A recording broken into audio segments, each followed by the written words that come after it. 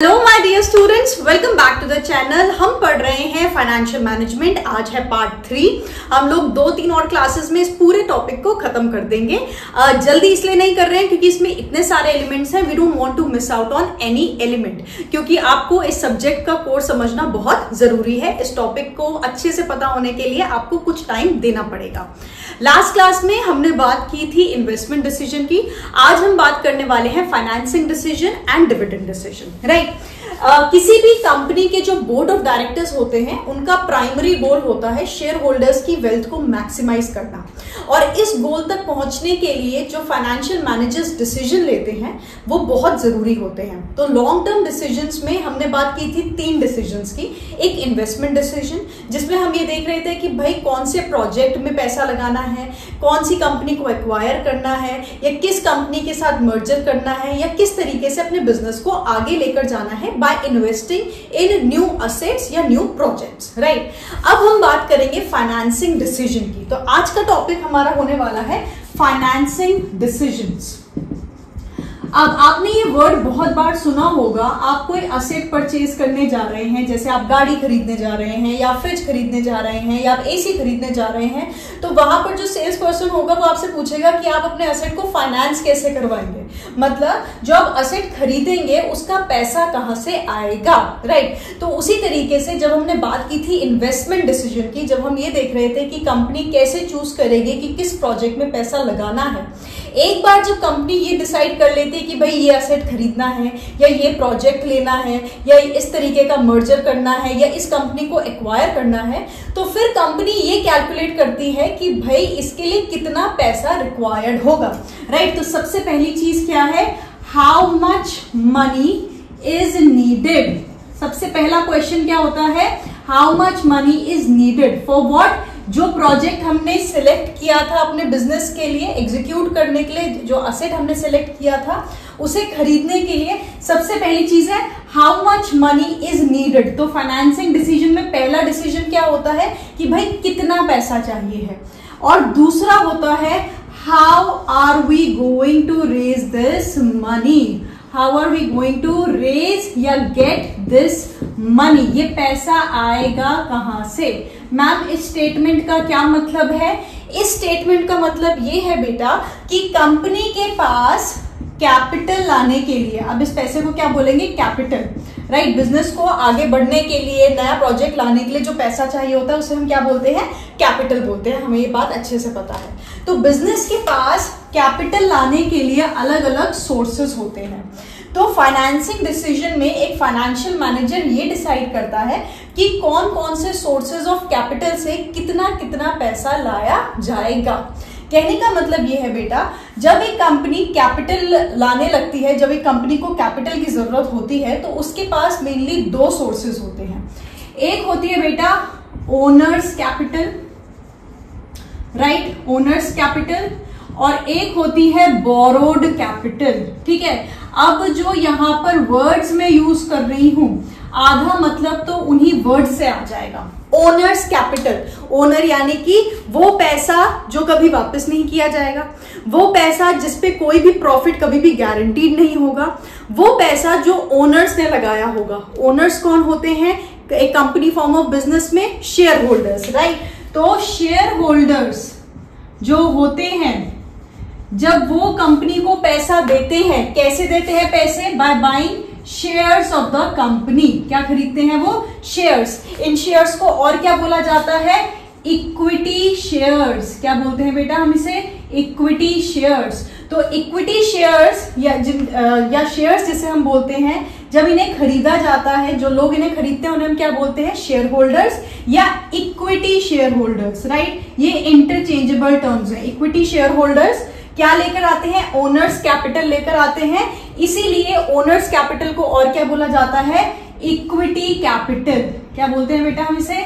Equity capital. ये सारे words बहुत इंपॉर्टेंट है, तो मेक श्योर आप साथ साथ में नोट्स बनाते रहिए और ये सारे वर्ड्स लिख लीजिए ताकि कहीं पे भी ये वर्ड्स इस्तेमाल हो तो आपको समझ में आ जाए, राइट। तो एक तो सोर्स क्या होता है कैपिटल का कि हम क्या करेंगे, कैपिटल को छोटे छोटे हिस्सों में बांट देंगे। उन हिस्सों को हम क्या बोलते हैं? इक्विटी शेयर्स या शेयर्स बोलते हैं। जब लोग उन्हें खरीदते हैं तो वो क्या बन जाते हैं? शेयर होल्डर्स बन जाते हैं, ये इक्विटी शेयर होल्डर्स बन जाते हैं। और इसीलिए ओनर कैपिटल को और क्या बोला जाता है? इक्विटी कैपिटल भी बोला जाता है। तो पहला सोर्स क्या है कैपिटल का? Equity share capital. दूसरा क्या है? Borrowed capital. अब बोरोड वर्ड, बोरोड मतलब क्या है? उधारी। उधारी मतलब क्या है?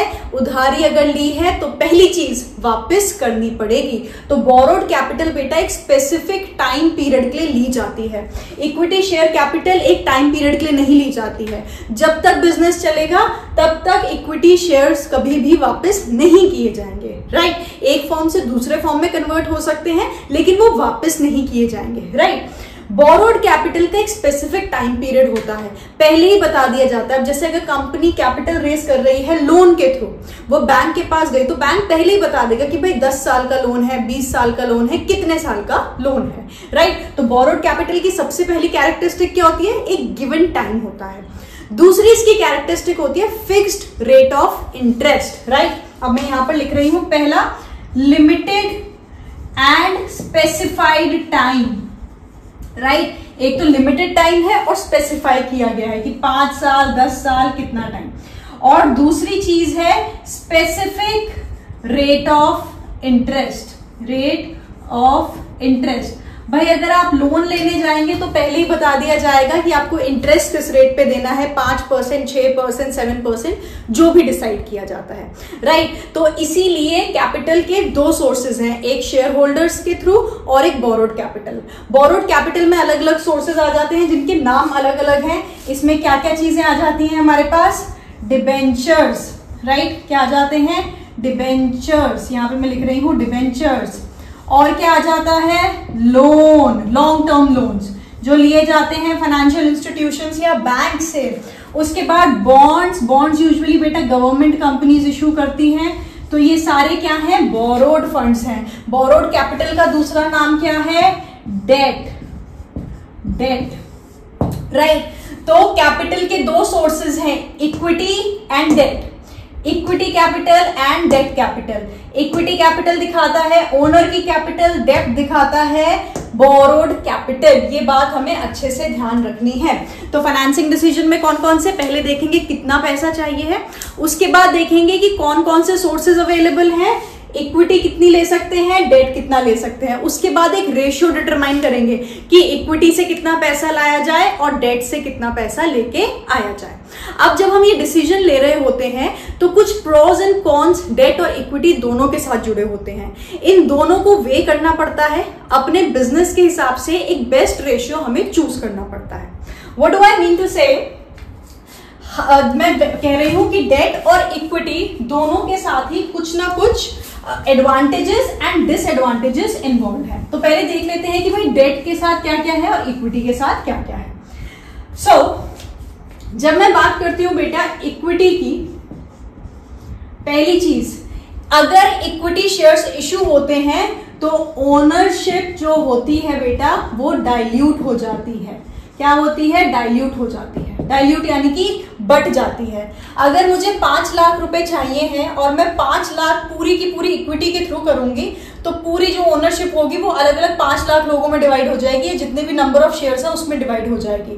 तो जो ओनरशिप राइट्स होंगे वो सबके बीच में बढ़ जाएंगे और डिसीजन मेकिंग जो ओनर होगा या जो आपका प्रमोटर होगा उसके हाथ में नहीं रहेगी। और प्रमोटर कभी भी ऐसा नहीं चाहता है, वो हमेशा चाहता है कि ओनरशिप उसके पास रहे। तो ओनरशिप डाइल्यूट हो जाती है अगर हम इक्विटी रेस करते हैं। तो ये क्या है इसका? ये एक नेगेटिव पॉइंट है, राइट। उसके बाद इसका पॉजिटिव पॉइंट क्या है?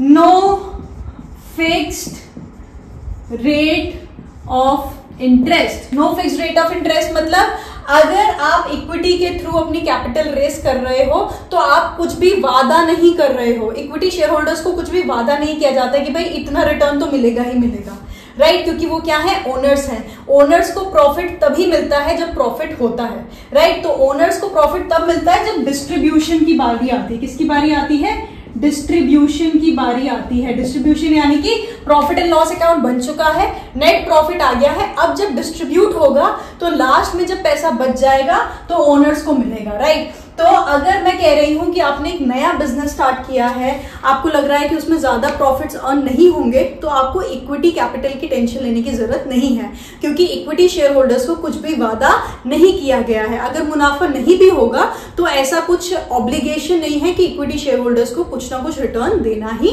होगा, राइट। तो इसीलिए no fix rate of interest है इसमें, राइट। उसके बाद दूसरी चीज क्या है इसमें, जब हम इक्विटी शेयर्स की बात करते हैं, इसका कोई टाइम नहीं होता है। टाइम नहीं होता है मतलब डेट हमेशा एक लिमिटेड टाइम पीरियड के लिए रेज किया जाता है, राइट। डेट हमेशा क्या करते हैं, एक लिमिटेड टाइम पीरियड के लिए रेज करते हैं, लेकिन इक्विटी में ऐसा नहीं है। आप एक अनडिफाइंड टाइम पीरियड के लिए उस पैसे को इस्तेमाल कर सकते हैं। तो इसमें रिडेम्पशन का कोई भी मतलब नहीं होता। रिडेम्पशन यानी कि जब पैसे वापस करने होते हैं कंपनी को, राइट। तो टाइमलाइन कुछ भी इसमें नहीं होता है। वही मैं अगर बात करूं बेटा डेट की, तो जो इक्विटी के डीमेरिट्स होंगे वो इसके क्या बन जाएंगे, मेरिट्स बन जाएंगे, और जो इसके मेरिट्स होंगे वो डीमेरिट्स बन जाएंगे, वाइस वर्सा। जैसे डेट लेने से ओनरशिप डाइल्यूट नहीं होती है, राइट। क्योंकि अगर बैंक्स ने लोन लिया है या आप डिबेंचर होल्डर हैं या बॉन्ड्स खरीदे हैं तो आप कंपनी के ओनर नहीं हैं, आप सिर्फ कंपनी के कर्जदार हैं। कंपनी ने बस आपका कर्जा देना है, राइट। आप ओनर नहीं है, तो ओनरशिप राइट नहीं जाएंगे, तो उनका जो डिसीजन मेकिंग है वो स्ट्रॉन्ग रहता है। वो किसके पास रहता है, वो प्रमोटर के पास ही रहता है। तो ओनरशिप डाइल्यूट नहीं होती है डेट के केस में। लेकिन डेट के केस में क्या होता है, फिक्स्ड रिटर्न देना पड़ता है। बिजनेस को मुनाफा नहीं हुआ तो भी अगर 10% रेट ऑफ इंटरेस्ट प्रॉमिस किया था तो देना ही पड़ेगा, क्योंकि ये किसका एलिमेंट है, चार्ज का। ये किसका एलिमेंट था, डिस्ट्रीब्यूशन का। ये है चार्ज का। चार्ज का यानी कि कंपलसरी नेचर है, मुनाफा हो या फिर ना हो 10% रिटर्न देना ही पड़ेगा। तो अगर कंपनी लॉसेस में है तो उसे और ज्यादा लॉस बेयर करने पड़ेंगे, क्योंकि डेट पे एक कंपलसरी रिटर्न देना ही पड़ेगा, राइट। उसके बाद इसमें एक स्पेसिफिक टाइम पीरियड होता है। टाइम पीरियड कैसे होता है, 5 साल के लिए है लोन, 10 साल के लिए है, 20 साल के लिए है, उसके बाद पैसा वापस करना पड़ेगा। तो कंपनी को पहले से ही सोच के रखना पड़ेगा कि भाई अगर 50 लाख रुपए डिबेंचर्स के थ्रू रेस किए हैं, तो अगर 5 साल बाद ये पैसा वापस करना है, रिडीम करना है, तो 5 साल बाद वो 50 लाख रुपए कहां से आएंगे, राइट। या तो नया सोर्स ऑफ कैपिटल आएगा, या हमें उम्मीद करनी पड़ेगी कि कंपनी तब तक इतने प्रॉफिट्स कर ले कि डिबेंचर होल्डर्स के शेयर्स रिडीम बैक कर सके, राइट। तो इस तरीके से कुछ मेरिट्स होते हैं, कुछ डीमेरिट्स होते हैं, इक्विटी के भी डेट के भी।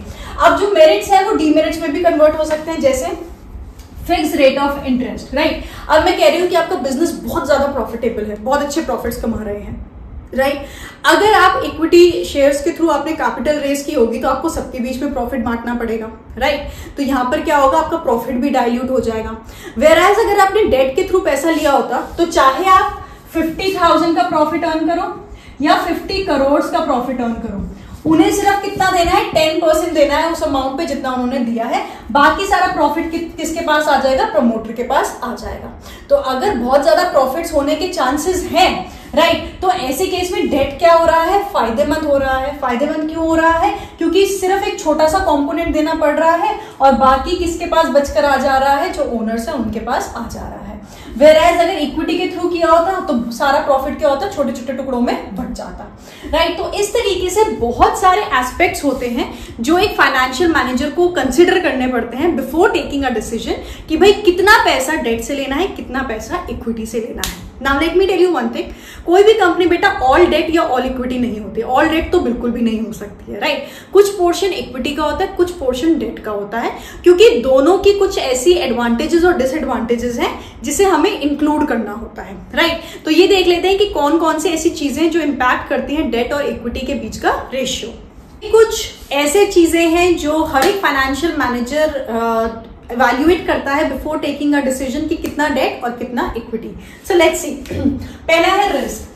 हर एक सोर्स ऑफ कैपिटल के साथ कुछ रिस्क एसोसिएटेड होता है, हम वो कैलकुलेट करते हैं, मतलब फाइनेंशियल मैनेजर्स वो कैलकुलेट करते हैं, और जिस सोर्स ऑफ कैपिटल पे कम रिस्क होता है उसे ज्यादा ऑप्ट किया जाता है, for obvious reason that no business wants a huge amount of risk, right. चाहे आप हैं एज एन इन्वेस्टर या एक कंपनी है, वो कभी भी हायर साइड पे रिस्क नहीं चाहेंगी, तो वो इवैल्यूएट करते हैं कि हर एक सोर्स ऑफ जो आपका वो है कैपिटल है उसके साथ कितना रिस्क एसोसिएटेड है, और उसके बाद जिसमें कम रिस्क होता है उसे यूजुअली चूज किया जाता है। Again I am using the word usually क्योंकि और भी बहुत सारी रीजंस हैं। Flotation cost and other cost, बेटा हर एक जो सिक्योरिटी होती है, यानी कि डेट हो, लोन हो या इक्विटी हो, उससे पैसा रेज करने के लिए कुछ कॉस्ट एसोसिएटेड होती है, जैसे जिसे हम बोलते हैं फ्लोटेशन कॉस्ट। जैसे हमने कोई अंडरराइटिंग फर्म को हमने हायर किया है या हमने स्टॉक मार्केट में लिस्ट कराने का जो फीस पे की होगी, तो इन सारी कॉस्ट को कंसिडर किया जाता है। जिसमें कॉस्ट कम होगी वो वाला इंस्ट्रूमेंट ज्यादा इस्तेमाल किया जाता है, कि डेट में अगर ज्यादा कॉस्ट लग रही है तो हम उसे थोड़ा अवॉइड करने की कोशिश करेंगे, अगर इक्विटी में ज्यादा कॉस्ट लग रही है तो हम उसे थोड़ा अवॉइड करने की कोशिश करेंगे। Cash flow of business, cash flow of business यानी कि अब लेट्स से कोई ऐसा बिजनेस है जिसमें कैश फ्लो आसानी से नहीं होता है, कैश फ्लो का जो इनफ्लोज है वो थोड़ी प्रॉब्लमैटिक है, तो ऐसे केस में डेट बहुत ज्यादा हमारे लिए डेंजरस हो सकता है, क्योंकि डेट में हमेशा एक फिक्स रेट ऑफ इंटरेस्ट देना ही देना है। तो अगर कैश फ्लोज होंगे ही नहीं और एक कंपल्सरी ऑब्लिगेशन हमें पे करनी है हर साल या हर क्वार्टर या हर हाफ ईयरली, तो वहां पे एक बहुत बड़ी प्रॉब्लम क्रिएट हो सकती है। तो बिजनेस का कैश फ्लो कैसा है ये भी हमें देखना पड़ेगा। Fixed operating cost, fixed operating cost का मतलब होता है कि एक बिजनेस जिसकी फिक्स कॉस्ट ऑलरेडी बहुत हाई है, फिक्स कॉस्ट यानी कि मशीनरी बहुत ज्यादा है, लैंड का रेंट बहुत ज्यादा है, राइट, कुछ ऐसे फिक्स कॉस्ट हैं जो बहुत हाई हैं, तो ऐसे केस में बेटा डेट को अवॉइड करना चाहिए, क्योंकि डेट एक और क्या है, फिक्स्ड ऑब्लिगेशन है। क्यों है वो एक फिक्स्ड ऑब्लिगेशन? क्योंकि इस पे रेट ऑफ इंटरेस्ट देना ही देना है, वेयर एज इक्विटी पे कोई भी फिक्स्ड ऑब्लिगेशन नहीं है। तो अगर बिजनेस की fixed operating cost already high है, तो अगर आप डेट चूज करेंगे तो आपकी फिक्स्ड कॉस्ट और ज्यादा बढ़ जाती है, तो इसीलिए ऐसे केसेस में डेट को अवॉइड किया जाता है और इक्विटी की तरफ जाया जाता है। उसके बाद है कंट्रोल, या जिसे मैंने आपको बताया था ओनरशिप। अगर आप नहीं चाहते हैं कि ओनरशिप डाइल्यूट हो तो आप क्या लेंगे, डेट चूज करेंगे। अगर आपको फर्क नहीं पड़ता है कि ओनरशिप डाइल्यूट हो रही है तो आप किसकी तरफ जाएंगे, इक्विटी की तरफ जाएंगे, right. State of capital market, अब ये बहुत जरूरी है। जब कैपिटल मार्केट ही अच्छा परफॉर्म नहीं कर रहा होगा, लोग इन्वेस्ट ही नहीं कर रहे होंगे स्टॉक मार्केट्स में, तो ऐसे टाइम पे इक्विटी से पैसा रेज करना बहुत मुश्किल हो जाता है, और इसीलिए कंपनीज को डेट के थ्रू ही पैसा रेज करना पड़ता है। वेराज जब कैपिटल मार्केट अच्छा चल रहा है तो आप आसानी से इक्विटी के थ्रू पैसा रेज कर सकते हैं। तो ये कुछ ऐसे पॉइंटर्स हैं जो हेल्प करते हैं एक फाइनेंशियल मैनेजर को डिसीजन लेने में, but this is not all. There is a lot that goes behind the decision of that how much money is needed and what should be the proportion between debt and equity, depending on market condition, depending upon company condition, depending on owners willingness, right, depending upon how you are investing that money, depending on how much are you expecting out of your investment opportunities, right, depending upon how is the capital market at present. So there are end number of micro and macro factors that lead to this decision, right. So a financial managers take into consideration the major points, the major elements which are important for the business, and tries to keep other components at a stable nature, ताकि वो decision ले पाए कि भाई कितना date और कितना equity, right. बहुत इंपॉर्टेंट डिसीजन है। कोई भी अगर क्वेश्चंस हो नीचे मुझे कमेंट सेक्शन में बताइए। नेक्स्ट लेक्चर में बात करेंगे डिविडेंड डिसीजन के बारे में। Thank you so much, until next time.